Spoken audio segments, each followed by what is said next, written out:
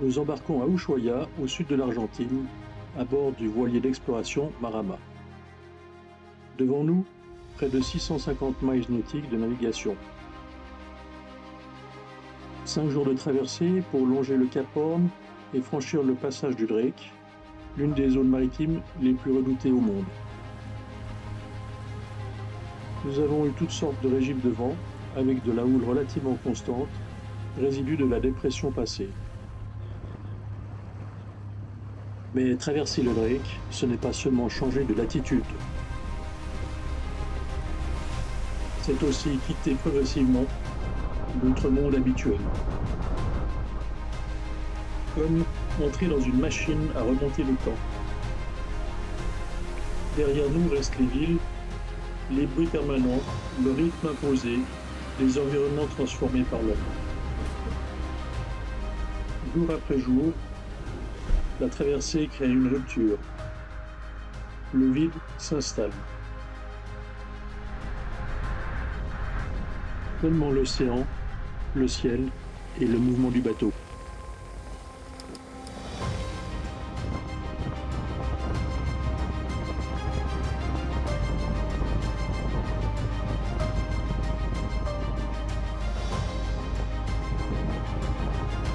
Puis finalement, l'Antarctique apparaît.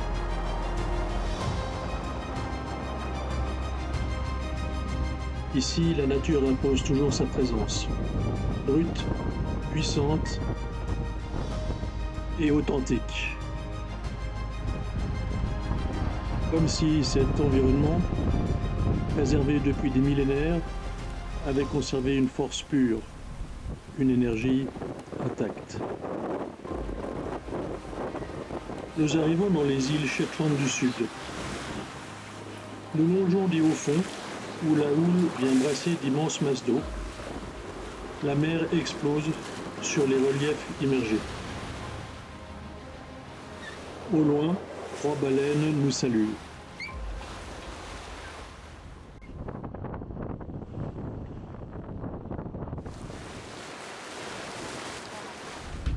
Et là, on est là et on va ici. Donc on est passé entre le mont Nelson et le mont Robert. Nous poursuivons notre navigation en contournant les îles par tribord. Puis, progressivement, la mer s'apaise, la houle tombe. Nous atteignons notre premier mouillage dans l'île de la demi-lune. Un premier contact avec le continent antarctique.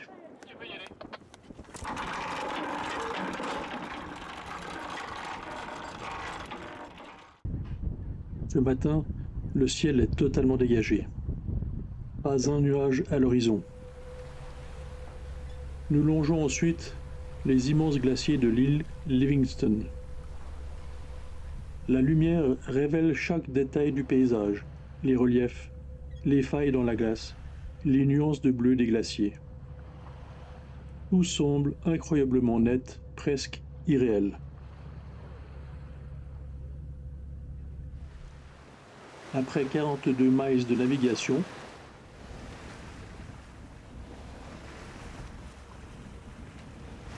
une silhouette sombre apparaît au loin. L'île de la Déception. Nous naviguons dans le cratère d'un ancien volcan qui s'est effondré.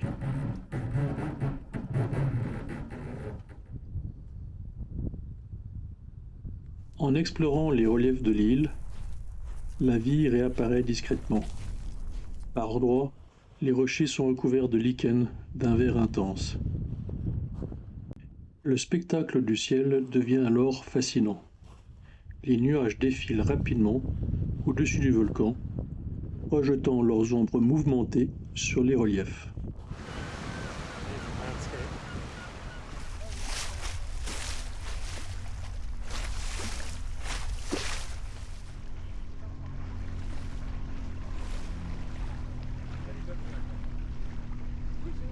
Et après, moi, je fais les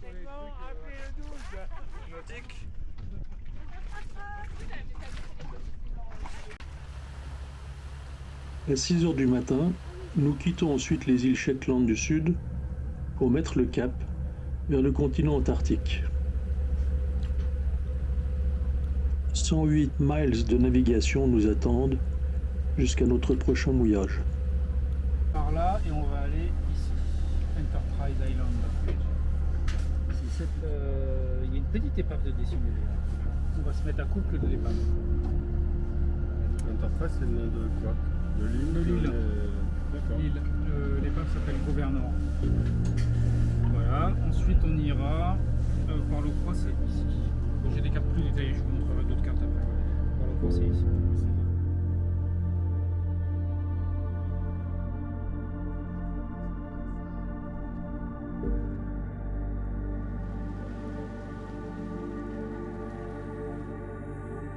Et nous voilà bénis par la grâce antarctique. La mer s'anime autour de nous. Des baleines à bosse apparaissent de toutes parts.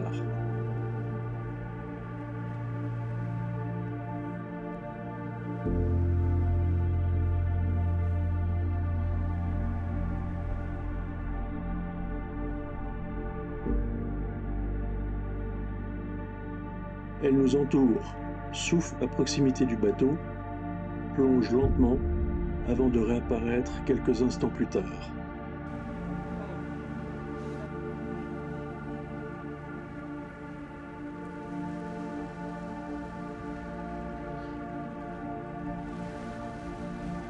Leur grâce contraste avec leur taille immense.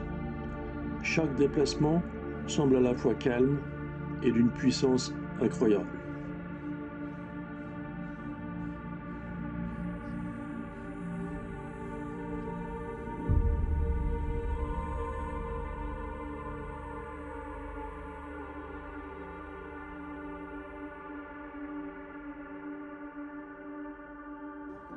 En 1915, un incendie se déclare à bord du navire Gouverneur. Face à la provocation du feu rapide, le capitaine prend une décision radicale.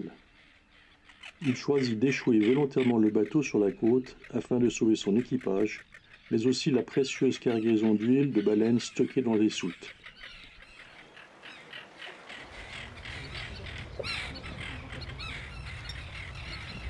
Je vais prendre l'arrière là-bas.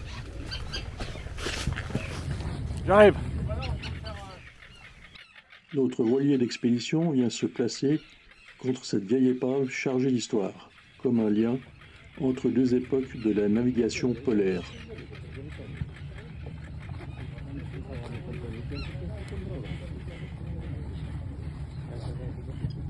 Voilà, si à l'intérieur du truc, tu vas trouver peut-être un endroit où un terrain de chess, quoi. Ah, genre Mani, genre.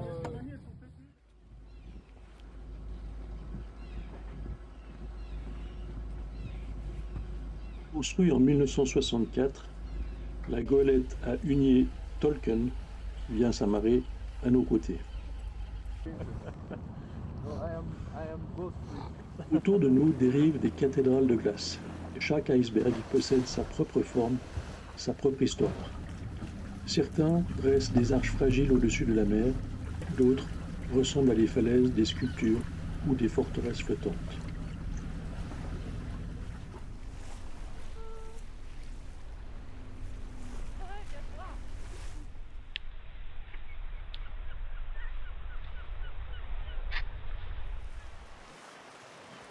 Sur la côte, nous rendons visite à une colonie de manchots. Par milliers, ils occupent les pentes rocheuses tournées vers la mer, dans une agitation permanente, faite de cris, de déplacements et de rituels.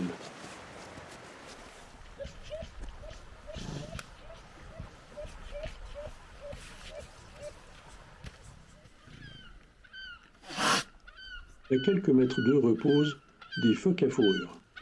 Deux mondes qui se côtoient ici depuis toujours, dans une forme d'équilibre silencieux.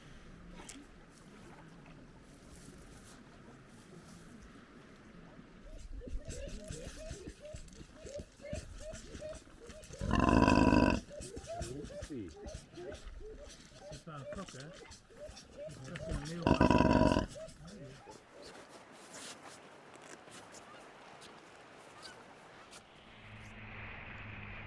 Nous croisons le chemin de deux baleines à bosse.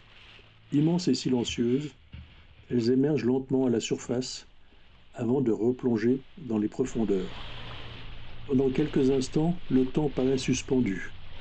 Leur présence impose immédiatement le calme. Une force immense, mais sans violence. Comme une connexion silencieuse, je me sens profondément touché par cette rencontre. Face à elle, je ressens une énorme émotion. Une impression de calme puissant, de bienveillance tranquille, presque une invitation à ralentir ou simplement à être présent au monde.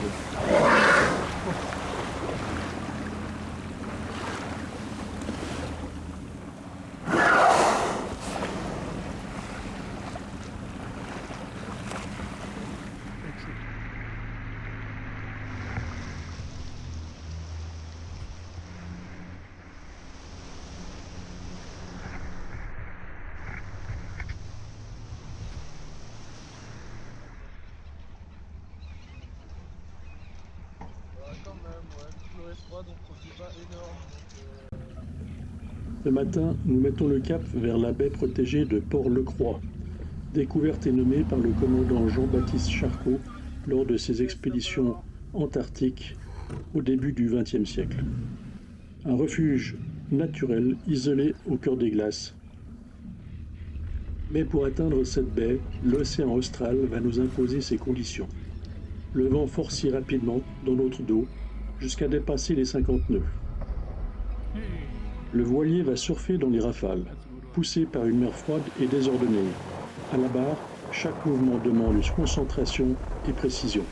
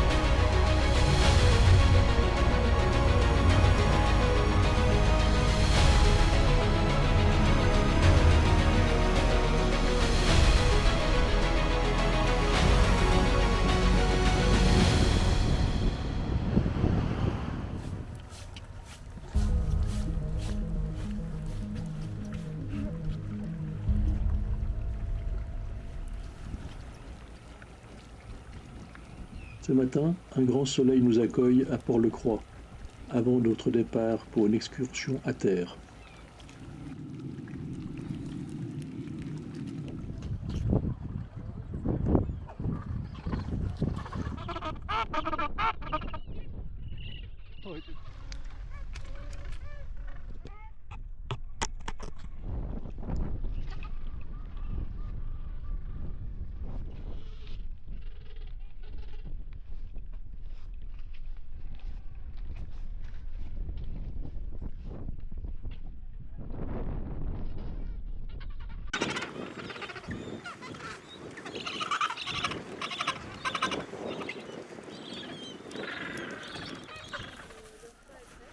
Au cœur de la colonie, une mère manchot retrouve son petit encore couvert de son duvet gris.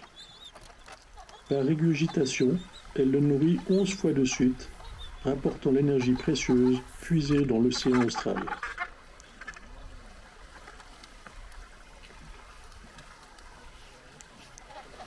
Dans le froid et le vent antarctique, cette scène simple révèle toute la force du lien entre la mère et son petit. L'Antarctique a été sanctuarisé en 1961 avec l'entrée en vigueur du traité antarctique. Depuis, le continent est protégé. Aucune exploitation militaire ou industrielle et une attention particulière portée à la préservation de la vie et des traces du passé. Un territoire dédié à la science et à la conservation, où l'accès est possible mais strictement encadré, dans le respect absolu de ce monde fragile et extrême. Alors, il y a des lits doubles avec tout. Ouais. Ah oui, il y a quand même des.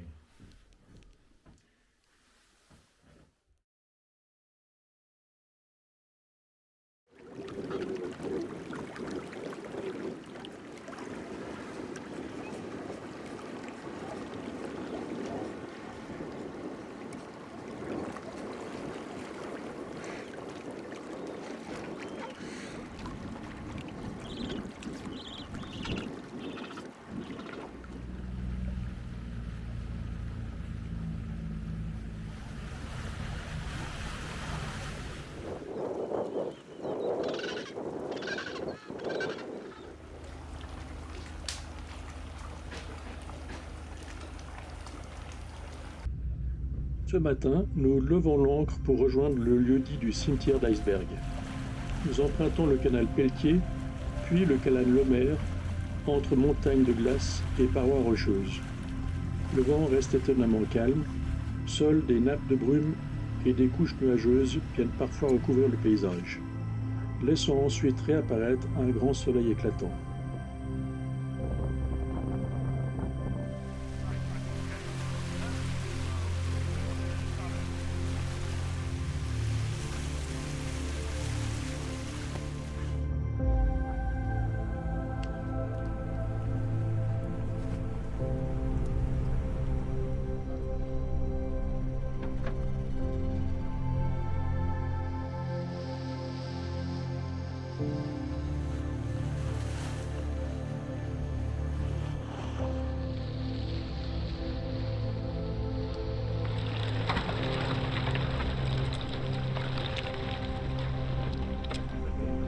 Nous progressons sans difficulté, portés par une atmosphère paisible où le silence domine, au cœur d'un décor antarctique grandiose.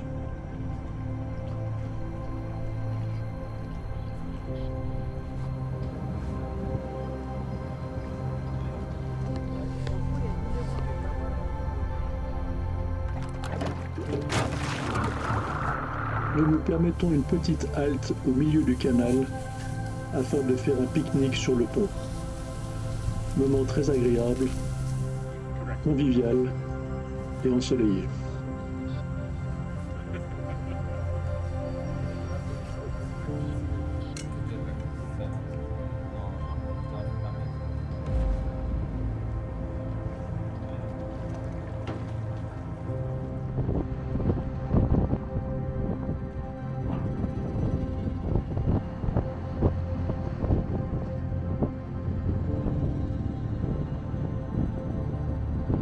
Dans ces alternances de lumière et de voile nuageux, les icebergs dérivent lentement, figés dans une immobilité presque irréelle.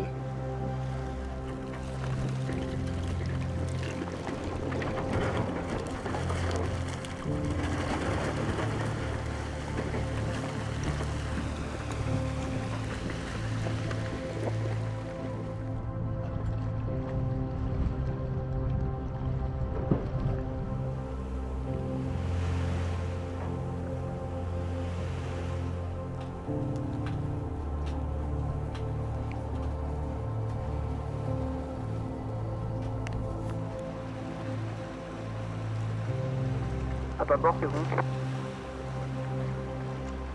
droit comme ça, c'est bien. Ouais, non, c'est bon, ça s'est passé.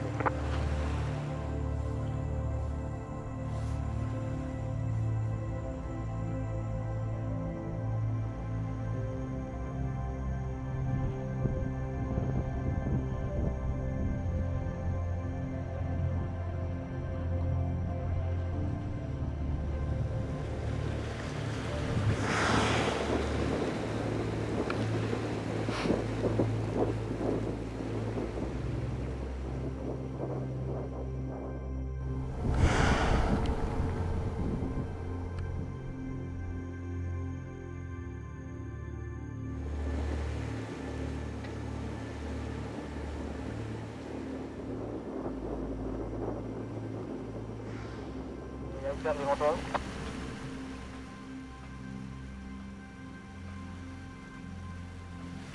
Pour l'instant, on continue tout droit, je pense que c'est des... Les 5 à bâbord.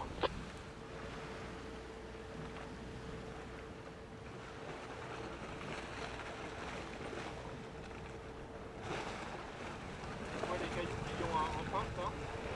Faut tout laisser sur bâbord. Donc il va falloir qu'on tourne un petit peu à droite à un moment donné. Ok, ça roule.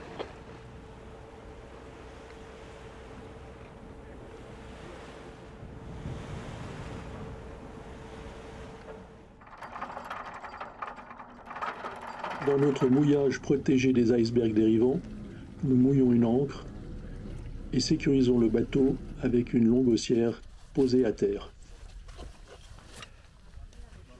So you can have rare, medium rare, or well done.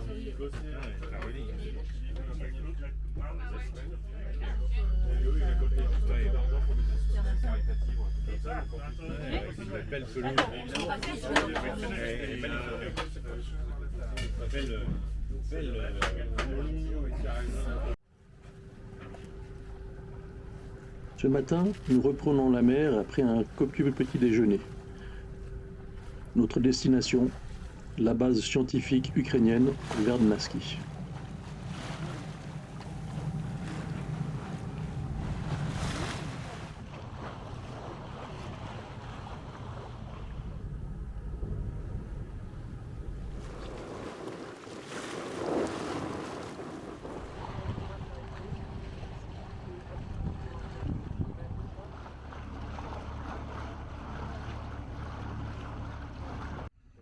Nous arrivons à notre point le plus méridional de notre voyage, au 65e degré 15 minutes sud par 64 degrés 16 minutes ouest. Ouais, c'est ça la différence.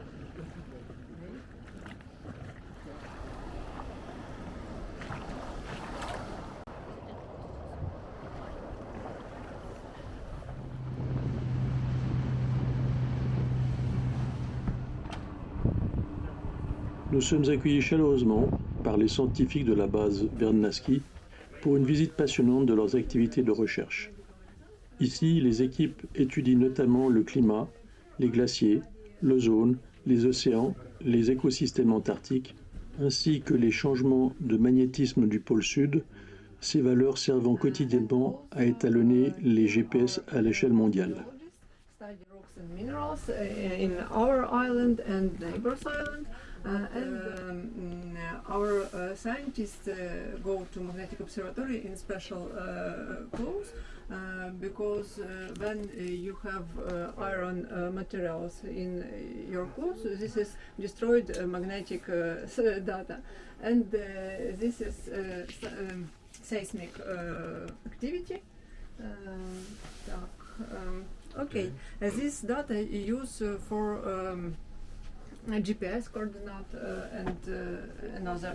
We send this data to Intermagnet every day. To where? Oh, Where do you send it? in Intermagnet. This is special platform. International organization. Yeah. Okay. Okay, please.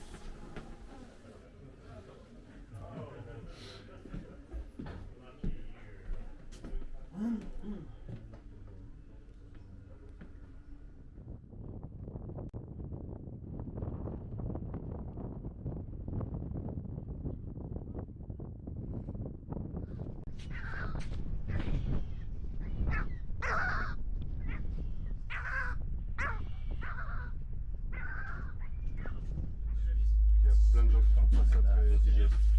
Ah ouais. Pascal, tu nous fais un film sur les oignons. La vie à bord. La vie à bord. Reportage cuisine couscous. La vie à bord, mais il a raison. Voilà. Ça change des gens sur leur coucher de temps en temps. Je suis malade, ça va pas. Je suis pas bien, il faut que ça s'arrête. On va faire des canapés, une tartinade d'aubergine. Ça, Le c'est plat pour le principal, ce sera quoi? plat principal, des pâtes aux fruits de mer. Des sandwichs.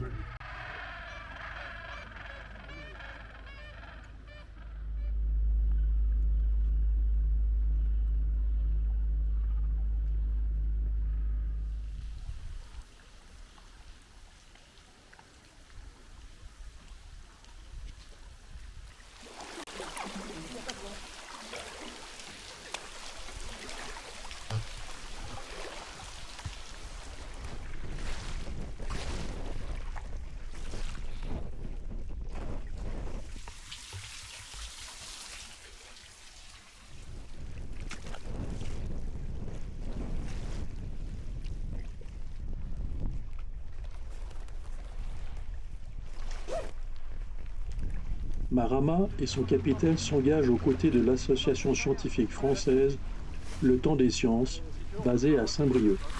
Ensemble, ils participent à la collecte d'échantillons d'eau chargés de plancton ainsi qu'à différentes observations scientifiques réalisées tout au long des expéditions polaires.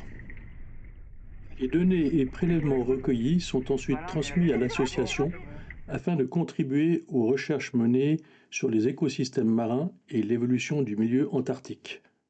D'accord, avec une vis qui permet de faire la mise au point. Ah oui, non, d'accord, donc c'est un microscope C'est un microscope. Hein. automatisé, quoi. Ouais.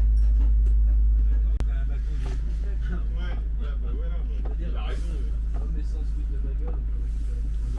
Alors, la C'est des fouille. photos ou c'est en live? Non, ça c'est en live. Ok, pour l'instant ça bouge pas. Non, non, Maintenant, parce je que vais ça faire un bouge pas. start. C'est un film Virginie. On a des amorces. Ah, Ah là, il y a quelque chose qui est passé. Ouais, là, il y a une bête. Il y en a deux là. C'est une usine à gaz là. Non. C'est la science. C'est un petit Hein, test c'est la moment. Nous assistons au repas d'un léopard de mer venant capturer un manchot, une proie essentielle à son alimentation dans les eaux antarctiques.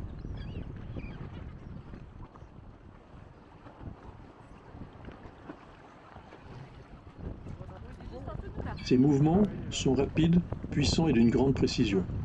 Pourtant, malgré son efficacité redoutable, il lui faut de longues minutes pour déchirer lentement de petits morceaux afin de pouvoir les ingurgiter.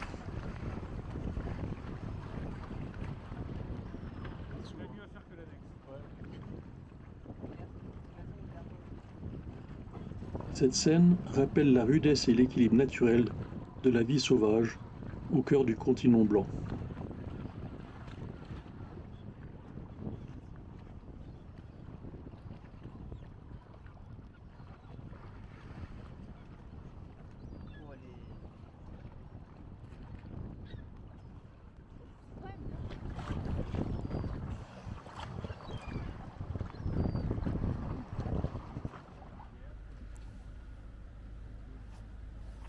Ouais, tout droit, c'est parfait. À chaque départ de notre navire, nous devons rejoindre la côte pour libérer les 3 ou 4 haussières qui maintiennent le voilier en sécurité au mouillage.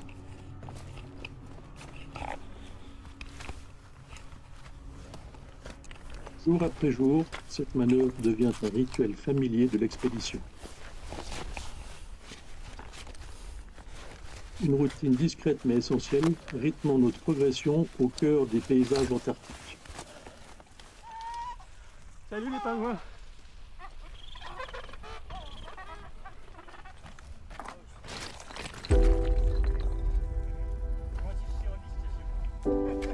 Sous une importante couverture nuageuse, nous quittons notre mouillage pour 44 miles de navigation. Nous allons rejoindre Paradise, notre prochain mouillage.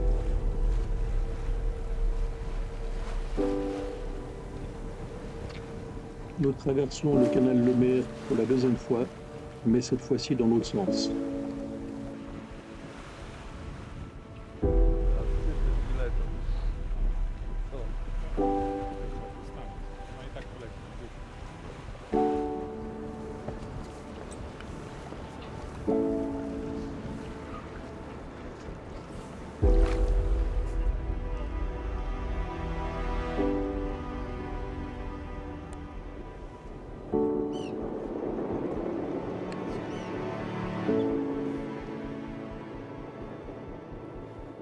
Une fois encore, nous sommes accueillis par le balai majestueux de plusieurs baleines à bosse. L'une d'elles repose tout près de notre bateau, presque immobile à la surface.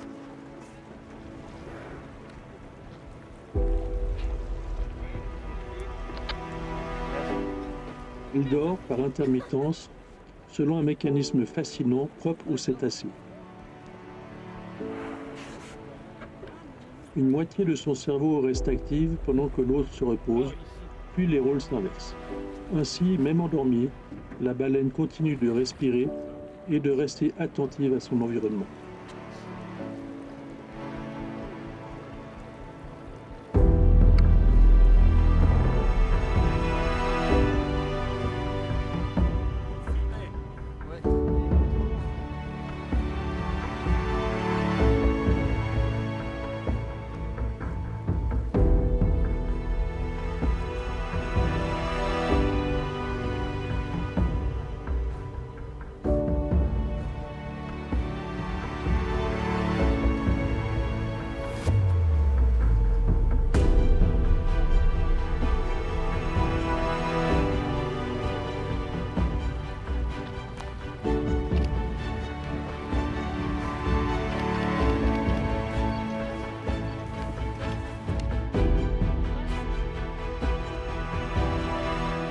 Le plafond nuageux descend progressivement jusqu'à écraser le paysage.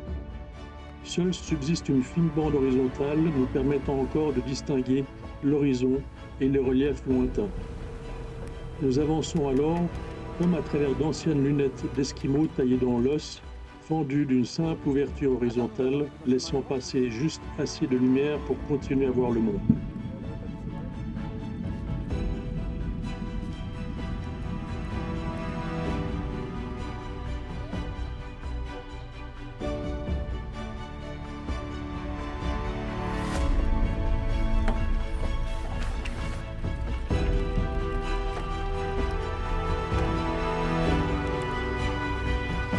Nous retraversons le canal Lemaire qui s'est rempli en moins de 3 jours d'icebergs et de gros glaçons.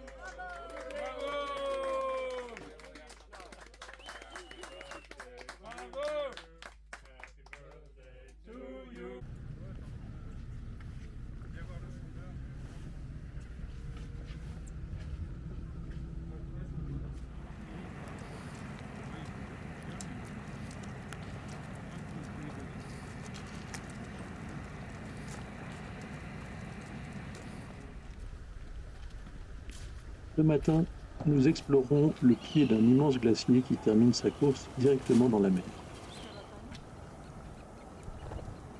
La mer est lisse, presque immobile, et reflète parfaitement les montagnes de glace et le ciel.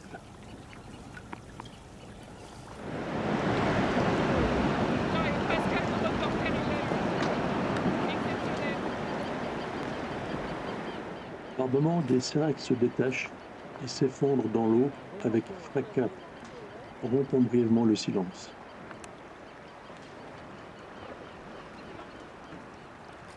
Nous ne le savons pas encore, mais devant cette beauté presque irréelle, Constant vient de demander en mariage son amour Virginie.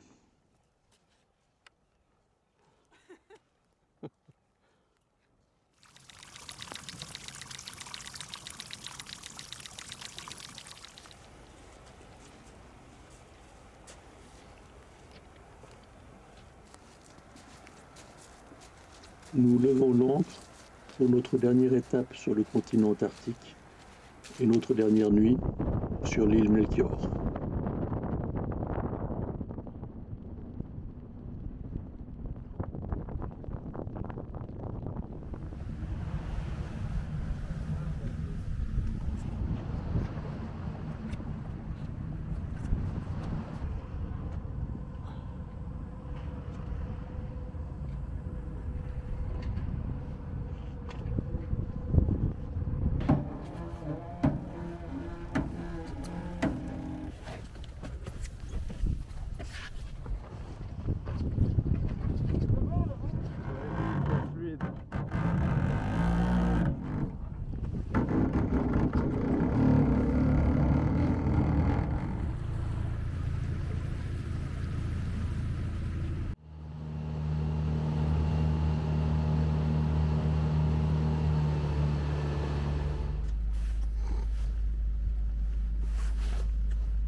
Ce soir, nous célébrons les fiançailles de Virginie et Constant avec bonheur.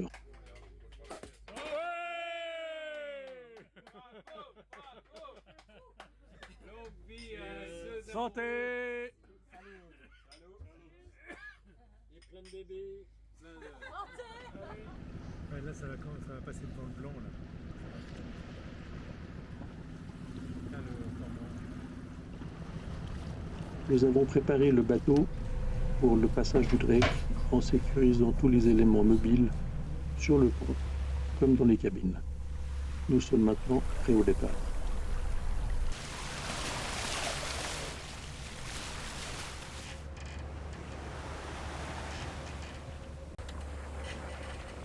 Une fois de plus, les conditions météo changent du tout au tout dans la même journée, en passant d'un régime de vent faible à pas bon du tout, ou plus tard, avec des pointes à 50 nœuds.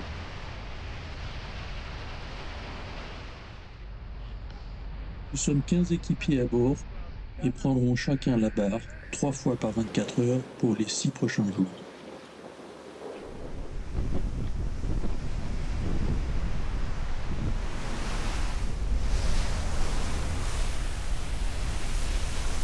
Les journées s'enchaînent et nous avalons les miles pour le retour sur Ushuaïa.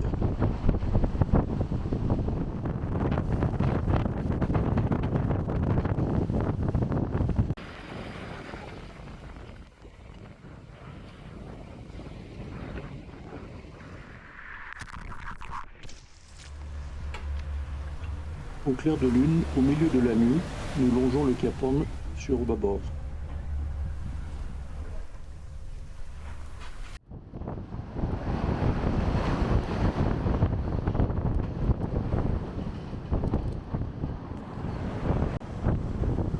Le matin, avec 50 nœuds de vent et des vagues en formation, nous sommes escortés par un groupe de dauphins téméraires.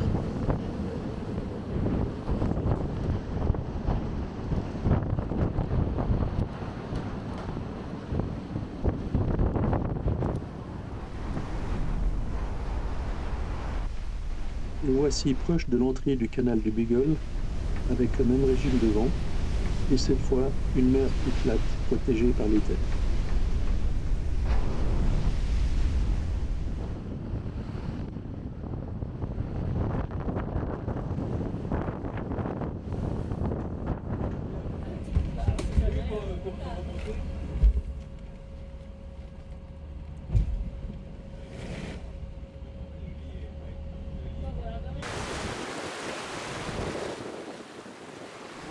bien.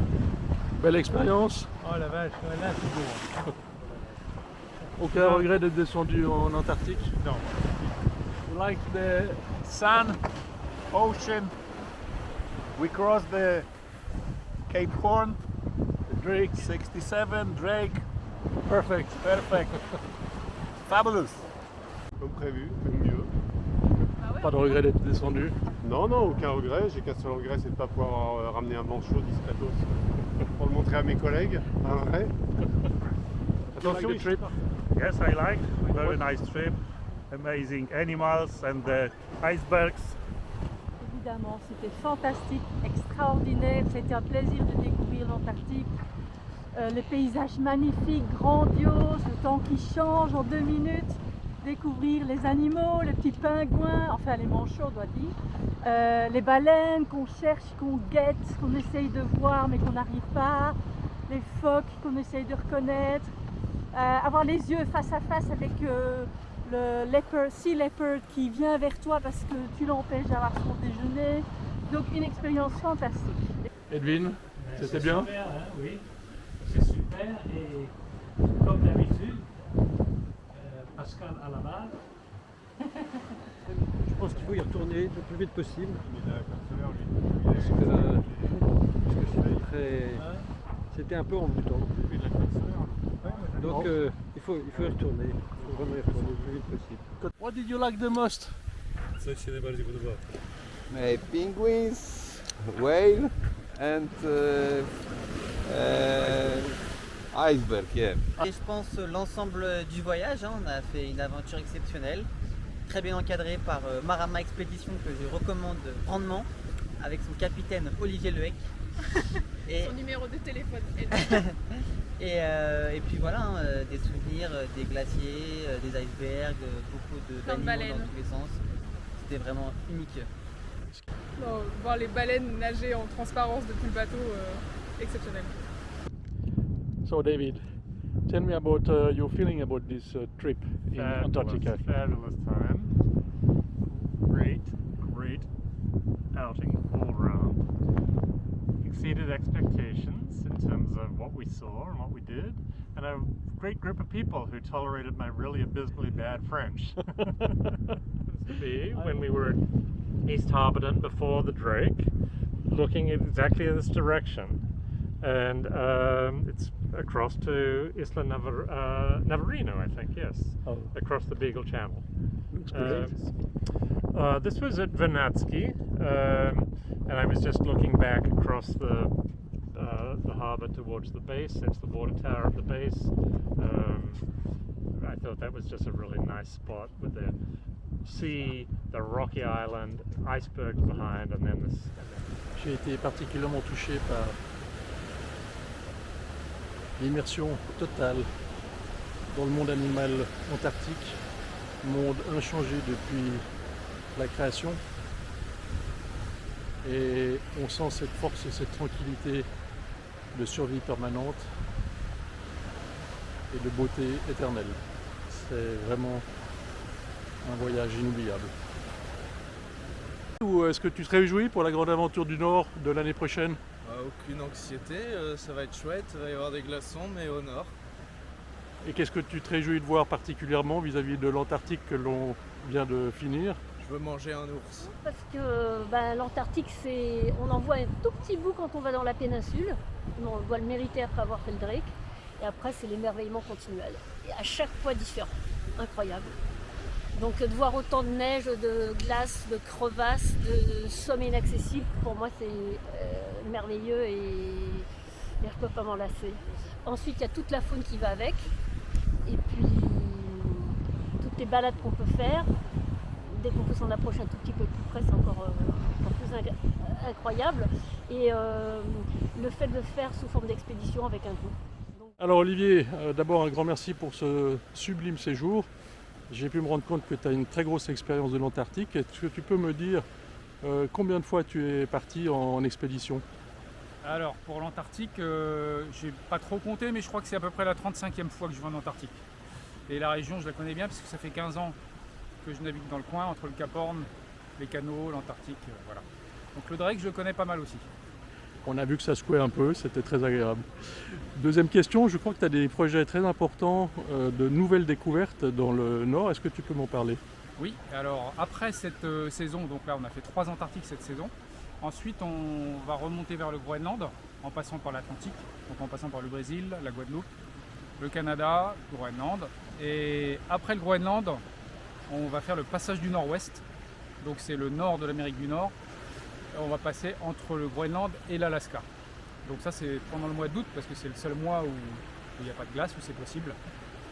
Voilà, et après le passage du Nord-Ouest, donc on va aller sur Vancouver, en Colombie-Britannique, où je vais laisser le bateau. Et l'année suivante, on refera le passage du Nord-Ouest dans l'autre sens pour revenir en France ensuite. Donc là tu parles de la saison 2027. C'est ça, 2027, ce sera le deuxième passage du Nord-Ouest dans l'autre sens, pour revenir en France.